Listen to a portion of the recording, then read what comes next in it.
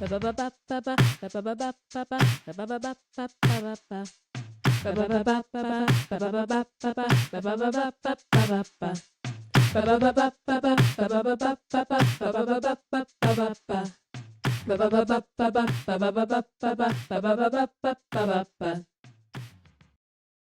you used to know everything that was happening in the Marvel and DC universes? Did finding out that some superheroes are from Marvel and some are from DC blow your mind? Has keeping track of everything happening there and then realizing we're talking about the comics universes, not the cinematic ones, and the different universes with their own multiversal crises have gotten a little bit out of hand? Well, don't worry. Up Your Nerd Cred is here to talk about the gods cosplaying as men, the men cosplaying as gods, and how much the cinematic universes are really leaving out. At the end of each episode, you'll hopefully know a little bit more than you did and can up your nerd cred. I'm your casual nerd host, CiCi. Spring has sprung. The podcast is back. And the ADHD med shortage is still actively stressing me out. So if you see me with an extra wrinkle, mind your business, okay? Mind your business. But also, yes, it's lovely outside. And I am your expert nerd host, AM Diaz, who has felt closer to death over the last few weeks than my worst hangovers. I've been trying to balance a lot of illness, particularly sinus infections and stuff, and I have basically spent the last few weeks mostly just curled up in bed if I wasn't at work. So So what did you do while you were dying in bed? Did you read something sleep. trashy? Yeah, see, this is what Yeah. happens when you stop being 20. Infection that's taking you out so badly that just, sitting up gives you a headache. I did have an ear infection recently, which I also haven't had since I was a youth, but that's not important. This is not the illness power hour. What this is us sitting here talking about how our expert hosts, all right, on this nerd stuff, okay, he ain't new to it, all right? He's true to it. And again, as our expert nerd, I ask him all kinds of burning questions each week. But I want to make sure that we are being clear that just because we're clarifying that format doesn't mean that we're actually going to skip out on it altogether, right? Of course, right. So, podcast listeners, what are we nerding out about this week? I know it's been a minute, but listeners, you can nerd out about all kinds of things. It does not have to just be heroes or villains, okay? One of my favorite podcasts, Knowledge Fight, has come to an end. Colbert has come to an end. And Pam Boddy's throat chakra has finally gotten tired of her because she now has cancer. Wow. So yeah, she has thyroid cancer, and I wish the best for that cancer. So AM, what are you nerding out about? Okay, well, despite my sinus infection illness, I did take time to pry myself out of bed to attend the Masters of the Universe premiere. Ooh. I got in thanks to One Iota, and my buddy Jason and I were on the purple carpet in front of the Chinese theater that was recreated to look like Castle Grayskull. Ooh. We got to see a bunch of the actors, and I even got a photo with Idris Elba. You didn't tell me that. Yeah, well, I was saving it for this exact moment. Yeah. Also, you need to pay attention to my stories because I did post it online. I'm not on IG like that. Yeah. Okay. But, had a great time despite, sinus issues. My buddy Jason, Nerd Alert Cosplay, go check out his stuff. His cosplay is amazing. He made this He-Man shirt for me, and he made a Skeletor one for himself. And we did Sorry, that name once again was Nerd Alert Cosplay. I am going to try to see if I can put it up on the screen right here. No guarantees, but I just want to highlight the name either way. Yeah.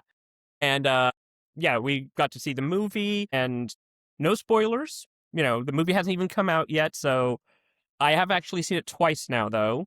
Once at the premiere and then a fan viewing the other day.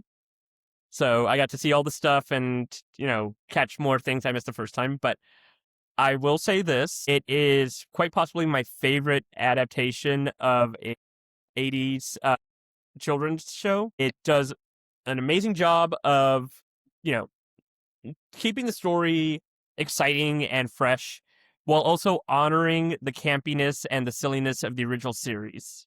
Ooh, this is exciting. Yeah, it's so much fun. I saw it twice. I enjoyed it both times. And again, no spoilers, but if you see this movie, make sure you stay until the absolute end because there are 3 end credits. 3? Good 3. God. Yeah. Okay. And Wow. I won't say which one, but there's one where when people saw it, the audience lost their friggin' mind. And you will know the one I'm talking about when you see it. Wait, I'm sorry. Do we get to see Prince Adam's? Never mind. That's not the question at hand. No spoilers. I won't answer.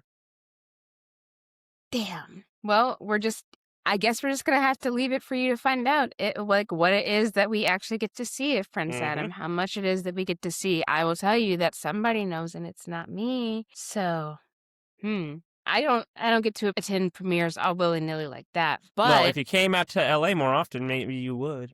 Just saying. it's fine, okay? Because I got to see I Love Boosters this weekend, BT Dubs, which, okay, first off, Boots Riley, really interesting filmmaker. I gotta say, the surrealness of like his work is definitely not something to undersell. And more than anything, like the biggest thing that I see about this movie is that like he's just like, oh, what if I give you the entirety of just like Marxist theory, but I do it in a movie and I center women in it because there is a large part of it too that, or at least this, okay, so this is, my theory is that part of the reason that Boots had it so women focused is because of the fact that without Carl's wife, we would not have actually gotten a lot of the Communist Manifesto to begin with, because your boy was like an absolutely like illegible writer. Okay, she rewrote his stuff, she edited his stuff, she made it so that we could actually read it without sitting there being like, you are an idiot. So the fact that like Kiki Palmer was like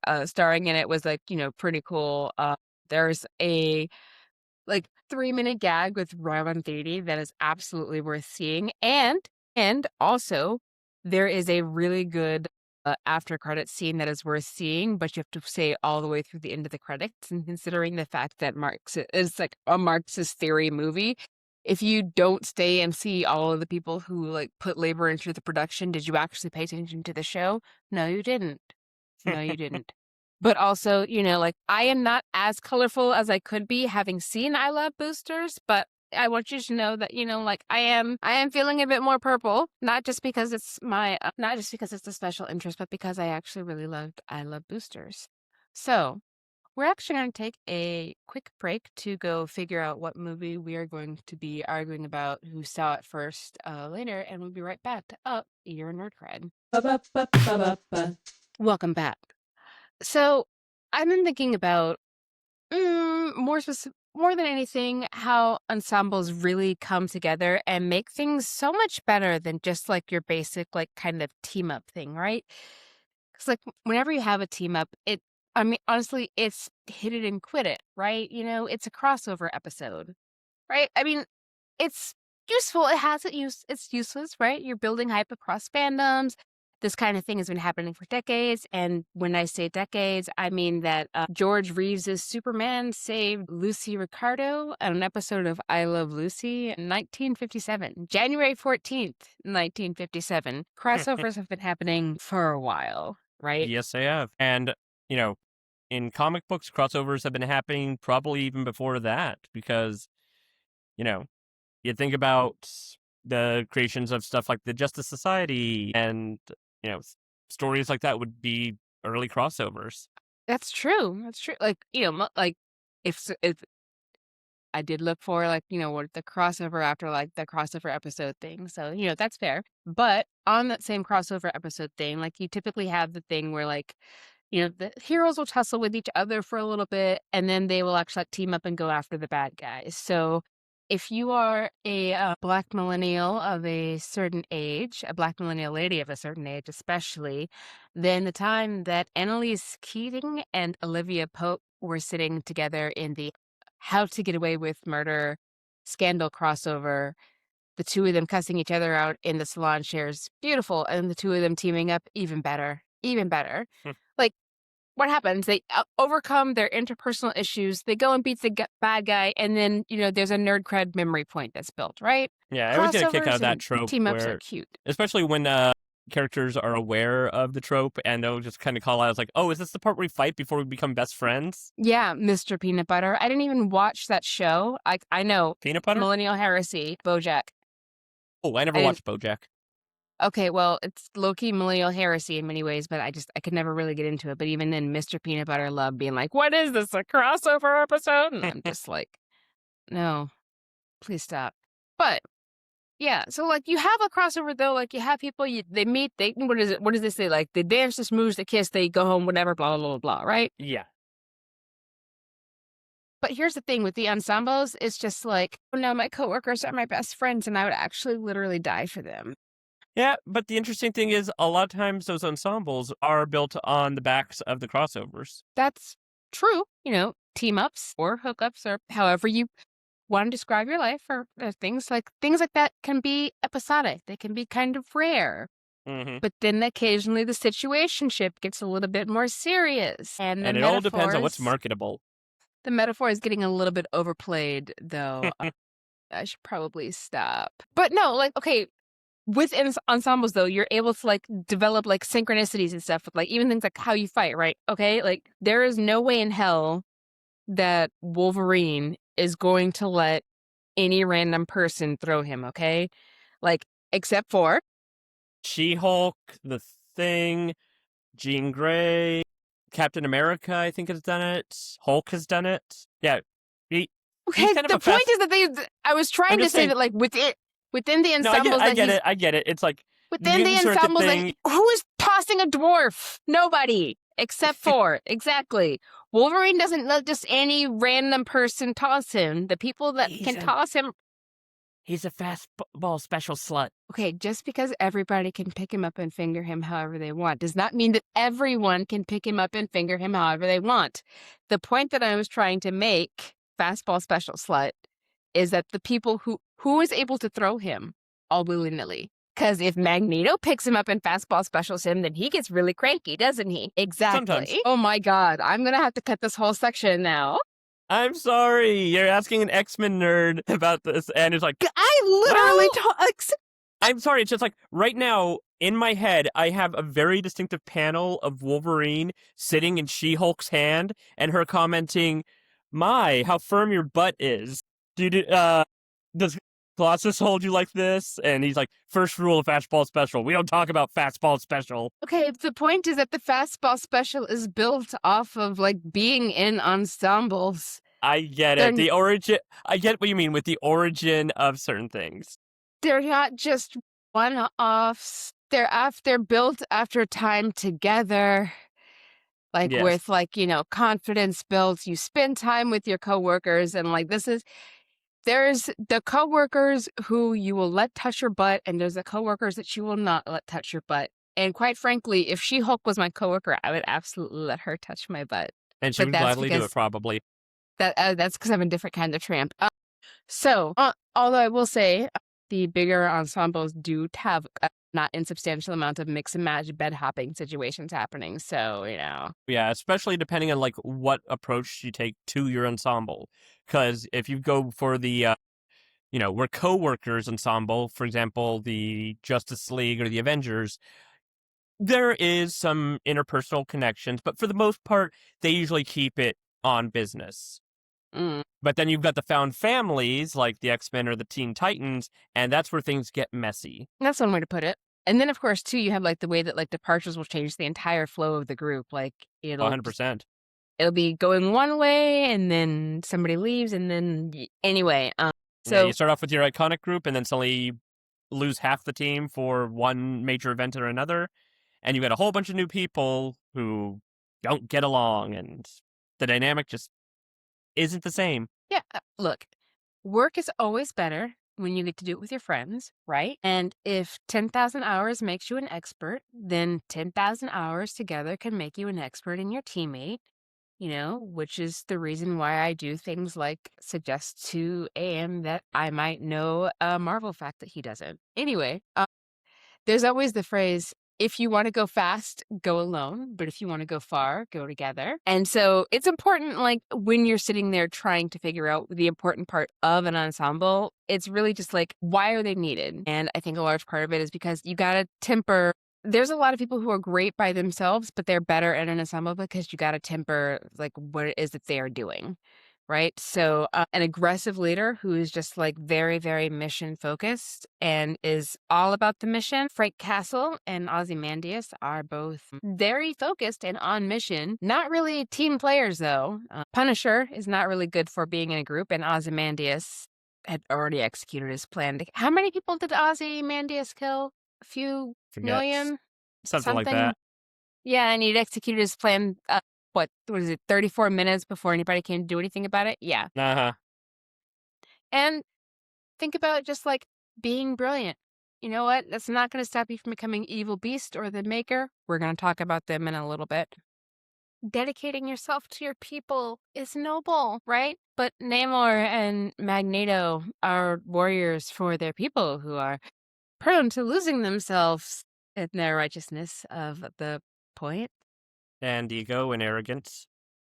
We've also seen Batman without his family. It's not pretty. It's not pretty. Yeah. Well, even with his family, it's not always pretty. Yeah. So on the team up front, though, like we're gonna give you some of the names of like the things, like all of the formal introductions and such. So I'm calling this mini section "Welcome to the Polycule. We have cookies." Listen, I'm sure that like polycules have like lemon bars or something like that, but like because you got to make sure that they're gluten free, and you got to make sure that there's like they're managing allergies. That nobody has like any kind of peanut concerns. I feel like lemon. That's not important. What we're talking about is No. okay. I'm in my head. I'm trying to think what would be a good polycule snack, and I'm like those big tins of with different flavors of popcorn, or maybe trail mix or something. You got to be careful with like cross contamination. Anyway, the Avengers. No, I get that. I was just thinking it's like a little something for everybody, where it's like you kind of want to make sure everybody's happy with a different thing. The Avengers, our original members are Iron Man, Thor, Hulk, Ant-Man, Hank Pym, and Wasp in the Janet Van Dyne.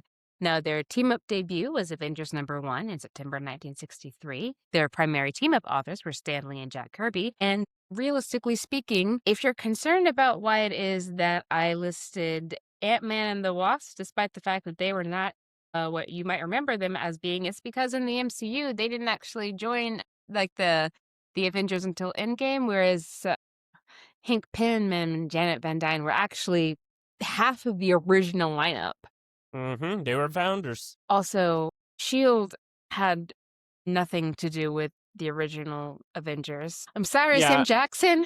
Ooh, I am free. Please continue. Yeah, S.H.I.E.L.D. wasn't developed until I think the Avengers were already established for a while, because before, Nick Fury was more of a wartime character rather than a spy character. Yeah, in the MCU, the Avengers Initiative actually came from Captain Marvel's Air Force call sign eventually, whereas in the comics, Janet named the original team. But, as things have evolved in many ways, we think of Captain America as becoming like kind of like the emotional center of at least the MCU Avengers, but he was not an original founder, okay? So moving on to the next team up that we've got, right? There's a lot of ensembles. I'm just going to cover all of like the big starting things so that whenever we're talking about them, you can refer back to them. But we've got a lot of folks that we're talking about. So big teams, let's keep going. X-Men. So our original members, we've got Cyclops, Marble Girl, aka Jean Grey. We've got Beast, we've got Angel, we've got Iceman. Their team-up debut is X-Men #1 in September 1963. Their primary team-up authors, can anybody guess? It's Stan Lee and Jack Kirby. I know that I told you these things before. Come on, guys. Yeah, these Pay guys attention. are going to be popping up a lot. Yeah, but to be fair, the original X-Men have spun off into so many variations that honestly it would take the entire rest of the episode to name them, so we're not going to do that. Yeah, no, it's like, and that's not just including all the characters, because we are probably in the thousands, if not millions, of mutants at this point. So for right now, Storm, Wolverine, Nightcrawler, Colossus, Rogue, Gambit, Jubilee, they've all become like the staple characters. Although, to be fair, Rogue has recently been turned into a 60-foot statue. So, like, interested to see how that's going to work out. Well, I mean, that's one storyline, so she's back to normal. Okay, great. Sorry. I hadn't noticed that part. Great. Yeah, no, that's part of a really, not really my favorite storyline that they've been telling recently. involving Cypher and Apocalypse. I know about it because I follow Gail Simone on Threads, so I Hmm. guess you are, though, actually, like, following it because you actually read the things. One of us is a casual and one of us is an expert. I wonder which. Anyway, so moving on, the Bat family. So the original members are literally Batman and Robin, Well, right? Alfred too. I mean, You know what? Fair. So we have Batman and Robin's debuts we've already talked about, like when they first came up. But the primary team up authors are, Bob or Bill. I'm sorry, Bill Finger, Bob Kane, Jerry Robinson for like the Batman and Robin expansion. But did you see It Takes Two, the Mary Kate and Ashley movie back in the day? vaguely. So one of the plot points is the Butkus family, and the Butkus family, they collect kids, and if Bats was a Long Island garbage family guy, he would be a Butkus because he'd be collecting kids like that. Okay, Yeah, Alfred, call the guy. yeah, Batgirl, Nightwing, Jason Todd, Tim Reference Drake, to Stephanie Brad, a red Cassandra panda. Cain. But seriously, like he's a mess of a father, but his kids truly love him. Also, side note, whenever this releases, I think Father's Day is coming up soon, so make sure you get something for your dad. Or not if your dad wasn't cool, but if your dad was cool, get something for your dad because Father's Day. Anyway, but please, for the love of God, do not leave Bruce Wayne or Batman by himself. Absolutely not. Yeah. He's traumatized. No. Although I will say this, he hasn't quite adopted all the kids. A lot of the kids still have their parents around in some ways. So yeah. Don't talk about Cassandra Cain's, like, sperm donor. No, I was talking about like Barbara Gordon. She's got her father and still around. Duke Tomp is technically his parents are still around. They're just crazy. You know what? I still consider, like, you could, just because they ain't, like, consanguineous doesn't mean that they ain't Yeah. family, okay? So, Side note, anybody who loves the idea of the Bat family being a bit more emotionally healthy, read the Bat Family comic online. It is absolutely adorable, and I highly recommend it. ooh, excellent. But Bat Family spinoff-ish, not quite, Teen Titans. So, Mm. our original members, we've got Robin, Dick Grayson, we've got Kid Flash, Wally West, we've got Aqualad, Garth, we've got Wonder Girl, Donna Troy, we've got Speedy, Roy Harper, being closely associated early on, even if he wasn't technically an original member. I'm pretty sure that we've introduced most of these characters before, so, check the archives. So, our proto team appears on The Brave and the Bold, number 54, in July 1964, but the formal Teen Titans, like their name, appears in The Brave and the Bold, number 60, in July 1965. So, Bob Haney and Bruno Primanti are like our primary team up authors, and like in many ways, like as we're discussing Teen Titans, they move from all of the sidekicks coming together to just like kind of hang out to actually. Yeah, the Titans, originally just started off as, well, we've got the adults. We really should mention them. The Justice League, we had them formed up, and the Justice Society before them. So it just made sense with all the teen sidekicks that came after Robin to bring them together. And initially it was just like, oh, we're going to help kids because the adults don't always pay attention to stuff happening to kids. And then George Perez and Marv Wolfman came along and turned the Titans into a true hero team in their own right. They've saved the world more times than most people can count. Yeah, that sounds incredibly stressful, and especially for kids. Yeah, I prefer to have like my high school stress be having to walk from like the high school campus to like where my mom's job was. But like anyway, and it's especially interesting because of the fact that the Titans, much like the X-Men, are one of those groups where they're less a formal team and more of a family. And families get messy. I mean, I haven't seen any of the Fast and Furious movies except for Hobbs and Shaw, but I've heard very important things about family. But what yeah, Titans have expanded to other heroes. Robin, Wonder Girl, Kid Flash, Beast Boy, Cyborg, Starfire, Raven, Jericho, and countless others. Yeah, a lot of people get to wear that mantle, and I feel like it's what I will say though is like Teen Titans very cool, but also Marvel likes to be cool as well. So they've got like the Young Avengers, right? So you've got a lot of XPs of like the grown up characters. Most of them have their own names and everything, which is pretty cool, but a lot of XPs. So you got like Patriot, Eli Bradley, you've got Billy Kaplan Wiccan, you've got Teddy Altman Hulkling, you've got Iron Lad Nathaniel Richards. They're in Young Avengers #1 in April 2005. The primary team of authors are Alan Heinberg and Jim Chung. But yeah, it's just like copy my homework, but don't make it look obvious. Well, it was interesting because that was everyone's initial reaction, that these guys were just spin-off counterparts of the adult heroes. Yeah, But as the story progresses, you realize they are very different than you expect them to be.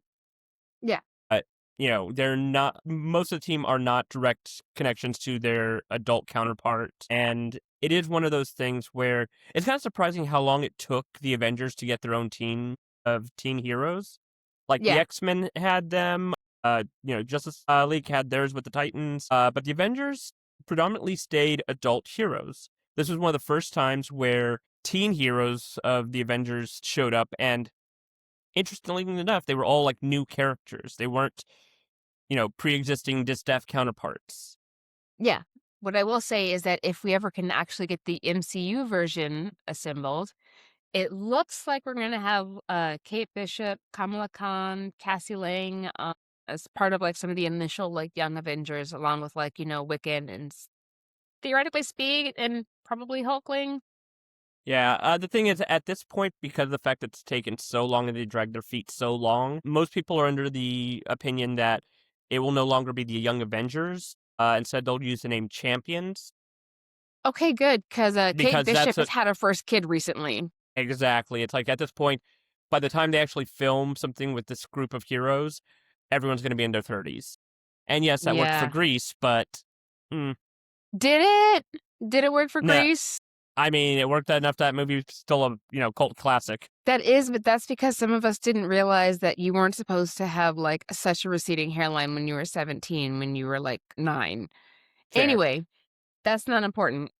But what I will say is that since Kevin Feige likes to change that initial lineup, but we have the part where like we're not going to have the King Dynasty phase anymore. And so since part of how the Young Avengers was formed was because of Nathaniel Richards being Iron Lad and trying to like deal with like some Kang stuff in the future, like we don't really have like kind of the golden spike joining like the Pacific and Atlantic railroads together here. Yeah, well, I mean, it's like with what they were doing already, they made it clear that the Young Avengers or Champions, that this is going to be Miss Marvel's baby. She's the one who is forming the team. She's the one who's coming up with the idea. So clearly, anything they do with the Young Avengers or Champions is going to be something completely different from what the comics have done. I mean, to be fair, Iman Vellani is like has enough hype and enthusiasm that I think that like if I can't get you on the Marvel set, then having him on there is, close enough, I guess. Mm-hmm. So, all right. So like let's talk about like some of the different roles that people have it within like the ensemble that we're talking about, right? Because just talking about the fact that ensembles exist, we need to let's give it a little bit more nuance, right? We're gonna get kind of broad into it, but why we need the ensemble, right? Okay, so like for example, people who are very very mission focused and they're willing to do the things that others don't really want to do, right? They're willing to put themselves in harm's way. They're willing to sit there and like make the choices, make the call, right? Frank Castle is mission focused and willing to do the things others want to do, and he'll place himself in harm's way. But he is the Punisher, and he's really brutal and unrestrained at Mm-hmm. times. So if you're going to be a leader, you're going to be able to need to take more than one like idea or method into account when making plans, Yeah, they characters like Frank Castle, they see the world in black and white. There's no subtlety with them. It's either you're a bad guy or a good guy. Leaders in general have to be able to see the shades of gray. They have to make the morally ambiguous question or choices sometimes, and they have to realize, one approach is not necessarily going to be the best one. So, Yeah. And that's why I think that my favorite team up tramp is like actually just like like that's key of just like why a lot of folks like this need the ensemble. Why for them ensemble life is great, right? Like yes, he did technically start out with like the Howling Commandos. He's been doing the ensemble thing like forever. which... Well, only in the movies. He was not part of the Howling Commandos in his original book. Okay, that's fair. That's okay, so he teamed up with people later then. Okay, so Yeah, even better. his first team, God, what was the name of it? Oh, I'm blanking on the name, but it was like with Namor and the original Human Torch. That was his first real superhero team up. Weird. I have to see again. Casual, expert, expert. I don't know which way the camera's going to be facing, but whichever way it is going, that guy, my co-host, expert. There we go. So also, but completely separate. If you were not in the theater during Endgame when Cap said Avengers Assemble, I'm so sorry you missed out, because that was a moment we still get tingles. Mm-hmm. Okay. And with Steve Rogers, right? Like he's biased, like his side in the Civil War was biased towards making sure that people were able to define themselves. He stands against the Sokovia Wars because his choice to sign up and be a part of this was his, and he didn't feel like it should be a requirement for other people to do it if they didn't want to, you know? And that's really important. But while Cap can work by himself, well, apparently he did in the comics, and I completely forgot about that, the team up tramp, I think, finds himself leading a lot of groups for a lot of reasons, He respects the diversity of his teammates and holds them all to the same standard of team respect, right? Mm-hmm. He knows his team's strengths and weaknesses, and he works to make sure that they're balanced out for success. And he's a leader who, in many ways, is kind of chosen to be a leader rather than actually kind of pursuing leadership itself the way that some folks do, right? Well, I mean, that's kind of a thing with a lot of heroes. Captain America, Nightwing, Robin, Cyclops, Storm. So many of these heroes don't exactly say they want to be the leader of the team. It's Mm-hmm. usually people defer to them automatically because they usually have the plan, they have the vision. They also I didn't command. choose the leadership life. The leadership life chose me. Exactly. I mean, in most cases, a lot of times when they are put in a leadership role, they question if that was the right choice for everyone. It's something that Cyclops did when Xavier first chose him. Tim Drake Robin constantly had self-esteem issues and compared himself to Batman and Nightwing. Nightwing himself was a natural-born leader and is considered quite possibly the most skilled leader in DC Comics. And even he still questions whether or not he should be the one in charge. Well, I'm just going to make a callback to the episode that we did about being a good king and a good leader. And we're going to move on from the leader to the second in command, who has one very important job: roast the fuck out of the leader when they're being stupid. Now, I'm not going to tell you who counts as a second in command at any given point in our relationship. What I will say is that one of us gets picked on way more than the other, which means that that person who gets picked on is clearly the leader, right? And the other one is the lancer. That's what it means, right? Anyway, the problem with the lancer, right, is that they're usually actually right on par with the leader. They're similar cleverness levels, but they provide the needed cynicism and realism that makes the leader actually think about what could go wrong as much as they're thinking about what could go right. Again, I'm not telling you who is what. Okay, stop guessing. Anyway, Projection much?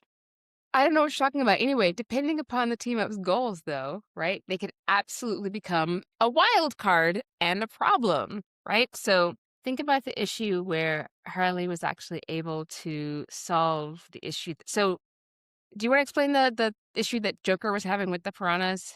Yeah, so Joker, was kind of obsessing about the fact that one of his schemes didn't work, and he had another one involving piranhas, but it turns out that anybody who's a Batman fan is familiar with the laughing fish storyline, where Joker poisons fish and they all get his rictus smile, and he tries to, copyright them, but apparently his Joker toxin doesn't work on piranhas, and Harley figures out that if she were to take Batman and hang him upside down, the piranha's faces would look like smiles when upside down. Yeah.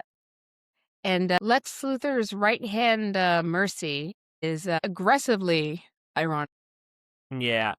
But an interesting thing is we're talking about villains versus the hero kind of setup. Like with heroes, you've got the two kinds of second in commands. Some will, call them out. So, for example, Lance in Voltron, he's very much that sarcastic,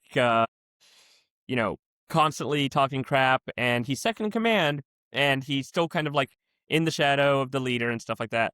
But then you have the other second commands, like let's say Storm or Commander Riker in Star Trek, and they will question the leader, but they do it respectfully.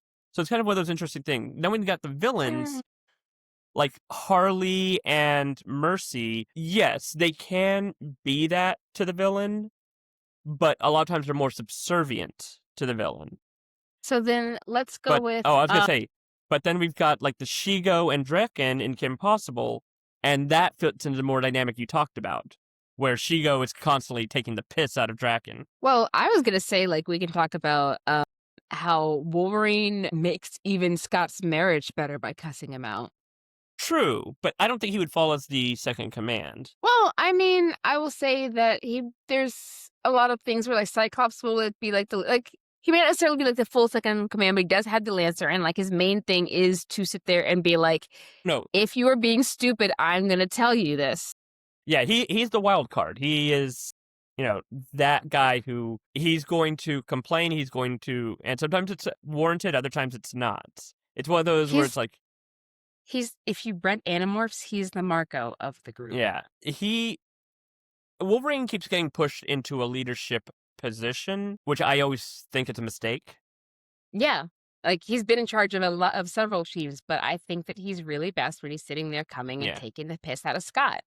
Yeah, or which is why he any keeps other coming team that he's on. Yeah, but it's why he keeps coming back to X-Men and Scott in particular. Okay, taking the piss out of Scott is like his favorite thing. Like there's like stooping Jean taking the piss out of Scott. It's like 6 in one hand. Okay, like he's not sure which one he likes more. Okay, but I mean, let's be honest. Whenever Logan and Scott break up, though, they make that breakup everyone else's problem. Eric and Charles. They did cause a massive schism that still hasn't fully recovered to this day, even after Krakoa and their throuple with Jean. And that's not something that you can do if you're just any old kind of dude, okay? You gotta be, like, pretty powerful. I'm not necessarily saying that he's like Brigham Young or anything, because that's weird, but, like I'm just saying Wolverine's got, he's got his own kind of... Anyway, that's fine. What matters, though, is that Logan also does have a family because of the X-Men, right? Like, he's there for the younger mutants and, like, tries to help them, not become child soldiers. Quiet. Hello? Hang on. Am I breaking up? I don't know what's going on. Hang on. I'm going to see if I can reload. Hopefully it'll save whenever we're doing. I can't hear you at all. Hang on. I'm reloading. Do you have your mic off? No, I think there's something that's funky with the internet. The computer is being weird. Testing. 1, 2, 3. Hello? All right. I hear you Hopefully now. the record is still working. Yeah, it's still recording, and I hear you. Okay, well, great. I'm not sure where it is that it winked out, though, so that is very slightly annoying. Yeah, it's just like you suddenly just went completely quiet. Okay, what was we were talking about... we joked about Charles and Eric. Okay, so, like, basically, I was talking about... So I moved on to the part where basically I was talking about how... Logan has a family, though, because of the X-Men, right? So, like, he's there for the younger mutants and has his big breakup because he's trying to prevent them, like, some of them from being child soldiers, right? While in combat, he is willing to follow instructions and put himself out there to protect his teammates, which sometimes means that She-Hulk gets to grab a little ass. Do you think that we can get Tatiana grabbing on Hugh Jackman? I mean, if she given a chance, she'd take it. Anyway, yeah, so Hugh Jackman, like, he follows instructions. He puts himself out there to protect his teammates. And also, the man fucks. He fucks. Okay? Yes, he does. And there's a number of his sexual partners that he's met because they are X-Men. Or because they fought the X-Men. Or they just exist, because it's heavily implied that he has made his way through a number of the Avengers as well. Anyway, no. I know you always say that Captain America is the team slut, but Wolverine is the ultimate team slut. Oh no. There's a team up tramp, and then there's like the team slut. There's a difference. Oh no, There's that's team up tramp and team slut. and I still say Wolverine is both because that man has, especially during the 90s, he had more crossovers than probably any other character. Mr. And Peanut Butter.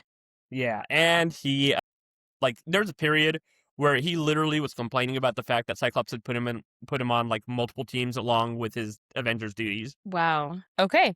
Well, on the Avenger front though, I would like to have a moment to talk about why the fuck there is a normie on the Avengers, right? Like Hawkeye's power. He's an amazing sharpshooter.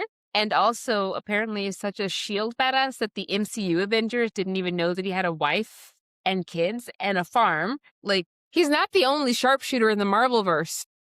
No, not at all. And there's a number of folks who could be at or above his level with just like a modicum of effort, right? And now there's a little bit of this that feels very much like a New York kind of attitude to have, but part of the reason that one of Hawkeye's superpowers is the fact that he's no more overwhelmed by fighting alongside the God of Thunder than he is his best friend, okay? Like fighting Loki is just like, fine, I gotta deal with these like Chitauri and stuff like that. I'm gonna sit there and pew pew pew and just like keep it pushing. And also like I want some shawarma and my Yeah, well, it's like Hawkeye, everyone gives shit to Hawkeye because of the fact that he's the bow and arrow guy and he had a really silly costume in the comics and stuff like that. But the thing is, he does kind of fall into the role of, that we see with Batman or Green Arrow, where they're the normies. They're the ones who oftentimes humanize the team because they're surrounded by gods and they're the normal people. We talked about how the second in command or wild card is the one who keeps the leader straight and calls them out on their ship. But characters like, Batman, Nightwing, Hawkeye, they're the ones who keep the entire team grounded. They are the ones who watch out for the little guy. They're the ones who give the team oftentimes the perspective that, the gods don't realize. Yeah, because on one hand, right, you do have to have the confidence of a mediocre white man to sit there and be like, yeah, I can absolutely deserve to be up here next to the gods. Of course I do. But on the other, being willing and able to make sure that these superpowered and super rich members of the team don't forget who it is, like the everyday humans that they're fighting for and who they're going to be impacted by their nonsense, they exist. Exactly. There's a scene in Justice League Unlimited, the first episode, after the original Justice League cartoon ended, and the league reforms as a more massive group of heroes, and they basically Shanghai Green Arrow to force him to join the Justice League. And he has an exchange with Batman where he goes, I like to watch out for the little guy. And Batman looks at him and goes, those big monsters that we fight, they often step on the little guy. And he admits that Green Arrow needs to be the one to help keep them honest, which Arrow does throughout the course of the series. He regularly calls out the heroes and reminds them that, yes, they are trying to do right by the world, but they have to be careful how they do it. Like the League has their satellite with a giant laser weapon, and when a villain hacks the Justice League satellite and the weapon goes off and destroys a government base, the world's freaking out because they're like, oh my god, the heroes have this weapon they didn't tell us about. And the League are like, oh, well, we didn't do that. And Green Arrow said, it doesn't matter. You scare people. You've got these powers. You're living up here. And they're like, what, you think people should be afraid of us? It's like, yeah, a little. You gotta have like somebody who's there to kind of sit there and be the small guy to make sure that people know, like, And so, like, yeah, it's important. Like, again, like, not necessarily like a second in command per se, but again, like somebody who's out there and is just like sitting there just being like, no, you're not going to sit there and go off with this stupid plan. Your plan they're is able stupid. to see the bigger picture. And that was the thing with Hawkeye in Avengers. They always talked about like how great his vision was and how, it was perfect aim. His thing was that he saw the bigger picture. He saw beyond just the immediate situation and threat, but also how it affected other people as well. Welcome back to our thrilling conclusion. So I think the biggest thing that we have come to like decide about this is that the best ensembles aren't just about stacking more and more people into the group. It's actually more about like making each person someone who it is that you can like make sure that your teammates, your coworkers, your people are someone that you understand and that you can, work with them. And you need to be able to have somebody who can do multiple roles, somebody who can lead, right? Somebody who can question what's going on, somebody who can sit there and be like, this is the mission and this is what we're going to do. Somebody who is just like, I might be a wild card and I might also sit there and find like why it is that your plan was stupid. There's a whole bunch of things where like to a certain extent, you got to have the group because the group works better than the single, right? And that's why even if you have somebody who swears up and down that they don't like anybody, that, they don't need no friends. You'll notice they have several different emergency contacts in their phone. Even people who claim that people who claim in real life they don't have any friends, they can say that, but then they end up having people in their wedding party who they have been friends with for decades, and they're just like, oh, I guess maybe I do have friends. But that's not what matters. So what we're going to focus on, though, we're going to switch things up a little bit before I wax poetic about my own life and bring us into... Oh, is that about you? I don't know what you're talking about. It's gonna bring us into a new segment for our C-section. So, the previous year, I gave you all the calendar things, right? But it's a whole new year. You don't need to rehash all that stuff. So instead, we're going to be going into what I like to call You've Got Issues. So to a certain extent, we're going to go ahead and actually dig into our personal comics archives. And we're going to, take a few minutes to sort of explain some of the things that, some of the books that we have, why they're important, and, a few thoughts about why it is that they're important for you to have on your nerd library, okay?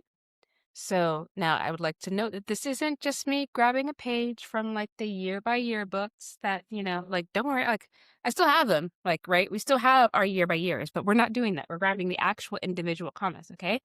So the first one that we're pulling out of our library, The Death of Superman. All right? Dun, dun, dun. Is this in frame? Can you see it?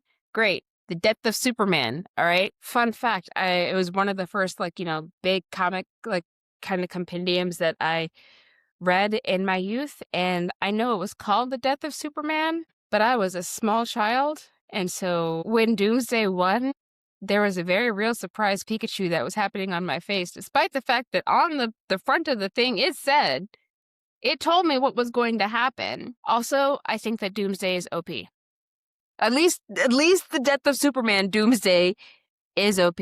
I think that he is OP. To be fair, I mean, most villains are plot devices who have to be OP in order to defeat the hero. So, yeah, I mean, that was kind of how he was designed to be. Doomsday is super over. Yeah. I'm not gonna sing my Doomsday's overpowered song, but just podcast listeners, please know I do have a podcast, or I do have a song about Doomsday being OP. You have a podcast? What? What? I know. First we're hearing of this. I know, right? Listen, okay, like, I know we were on hiatus, like, by surprise, but listen, the Adderall shortage has hit. Going back to the comic, I'm going to show my age, because I still remember when the storyline was being published. You mean I was when there. All of these comics were coming out? Yep, and I still remember the news where it was being announced on national news that Superman would be dying. People were freaking out because no one thought that would actually happen because it was comic books. The hero never really dies. Keep in mind, this is after Jason Todd was killed and stuff like that. So it's like, oh, sidekicks are fine, but the main hero, Superman, he'll never die. And he died. And they had, like, I still have it somewhere, the issue black bag with Superman's logo on it. With the black drape on it? It came with an armband. Yes. And the newspaper clipping of Superman's death, and the full issue where you see his final battle with Doomsday. And people genuinely thought, yeah, that's it. But people genuinely thought DC had permanently killed off Superman. I mean, listen, it is like everybody was having a rough time, okay? Like this right here, this panel is iconic, okay? Iconic. And it's now granted, obviously, we're like, this is not going to be an Uncle Ben like situation. Like, it's if you kill Sherlock Holmes, the entirety of London is going to have a fit. If you kill off Superman, the entirety of nerd culture is going to have a fit. And And they did. glad they did. Mm-hmm. So if you want to see what has been defined as the best-selling, comic book of all time, or graphic novel of all time, because we use the grown-up words now, get The Death of Superman, all right? So you've got issues. First episode. So, having said that, listeners, we have in fact come to the end of our podcast. I know. How is it over so soon? Well, good news. Our next episode is for real. I promise this time. Coming out next week. All right. You're also more than welcome to listen to this episode again if that's not fast enough. Whatever works. Just Sorry, I got a text message. popular. Not so much. It was like spam text message, but it looked like it was a real one. Anyway. All right. Nerd cred takes time to build. But it's much easier to do with a group of friends who will tell you directly to your face that you are being an absolute weirdo. My friends don't tell me that, though. Well, it's Anyway. because we're all weirdos. Yeah, that's fair. Pot, kettle, you know that. Yeah, that's fair. And now it's time to mention that we have an Instagram. We're on Apple, Spotify, and YouTube, and we're working to expand our reach. If you like the episode, make sure you rate, review, and subscribe, especially if you're trying to up your nerd cred. You can follow us on Instagram at Up Your Nerd Cred Pod. If you're looking for me across platform, I'm at Curacy Davis, CIRACDAVIS. And I'm at AMD as art. Make sure you come and yell at me about errors or fan art or fan fiction or whatever you want. Ooh. And if you have a burning question that you want us to discuss that you could up your nerd cred, make sure you like, subscribe, leave comments. And then we'll shout you out in the discussion segment. Yeah, so make sure that to get your friends to like and subscribe too, okay? And your family members and your coworkers that you trust not to be weird about listening to the same podcast as you. And honestly, maybe go make friends with like your local comic book guy. And probably, good night, everybody. Yeah.